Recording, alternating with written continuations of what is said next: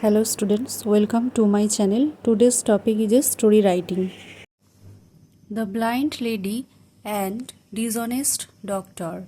Once in the city of London, a rich lady was suffering from defective vision. She engaged an eye physician to cure her.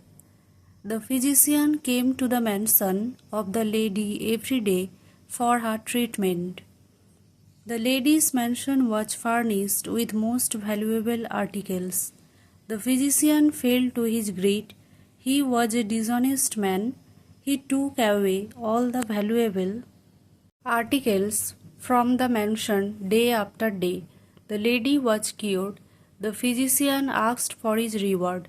"My dear sir," said the lady, "my eyesight is still defective.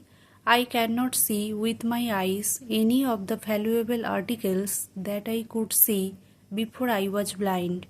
How can you expect to get the reward?" The physician had nothing to say in reply. He was ashamed of his deed. Moral: dishonesty is paid by its own coin. Thank you for watching. Please stay with me and like, share, subscribe.